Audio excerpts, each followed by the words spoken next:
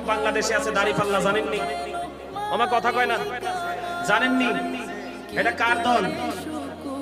কথা কয় না কেন? এটা জামাতের দল। ইসলাম বলবেন না, ইসলাম বলবেন না, জাস্ট শুধু জামাত বলবেন, কারণ তাদের মধ্যে ইসলামের ন্যূনতম গান নাই। কথা বলেন না কেন? তাদের মধ্যে ন্যূনতম ইসলামের গান নাই। মদ, জুয়া, জিনা, ব্যভিচারের চাইতে ভয়ঙ্কর অবস্থা হলো এখন বর্তমানে। আজকে দেখি ফেনী সোনাগাজীতে মহিলারা তালিম করাচ্ছে, খেয়াল করেন।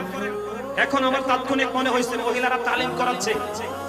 এই আপনাদের এই দৌলতপুরে যেন এই দল যেন আসতে না পারে, খেয়াল করবেন। কেন জানেন?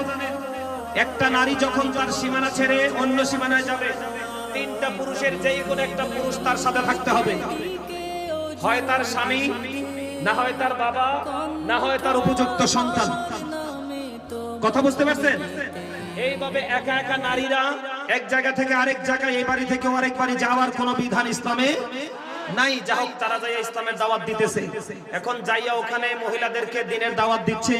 দিনের দাওয়ার পরে আপনার ওনারা বলতেছে, মহিলারা বলতেছে, আপনারা জান্নাতে যেতে চান না জাহান্নামে যেতে চান?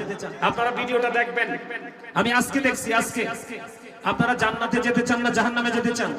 তখন ওই মহিলারা বলছে আমরা জান্নাত চাই। তখন ওই মহিলাদেরকে কোরআন শরীফ সামনে দিয়ে শপথ করাচ্ছে যে আপনারা যদি জান্নাতে যেতে চান তাহলে আপনারা দাঁড়িপাল্লায়, জান্নাতে যেতে চান তাহলে আপনারা দাঁড়িপাল্লায় ভোট দিবেন। আরে আওয়াজ তুলে কান্না মিয়া, নাউজুবিল্লাহ।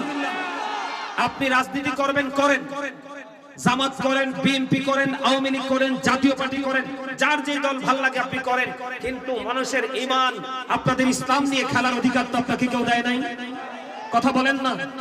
আমার কথায় আপনার কি রাগ হইছে? এই কথা কি তাদের কাছে কি জান্নাতের টিকিট আল্লাহ দিয়ে দিছে? কথা বলেন, দিয়ে দিছে?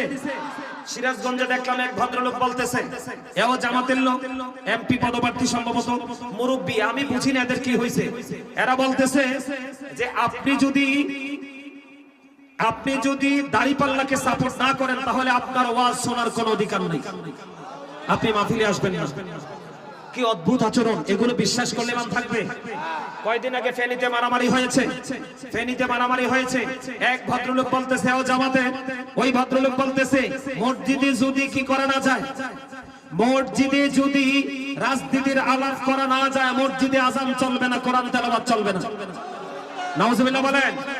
সম্মানিত উপস্থিতি, আমি গতকালকের ওয়াজে মসজিদ নিয়ে আলোচনা করেছি। এদিক তাকান। আল্লাহ রাসূল বলেছেন এক ব্যক্তি লাল ওট হারিয়ে ফেলেছে। কি? এক ব্যক্তি লাল ওট হারিয়ে ফেলেছে। নবীজি নামাজরত অবস্থায় এক ব্যক্তি মসজিদে এসে ডেকে ডেকে বলছে, তোমরা কেউ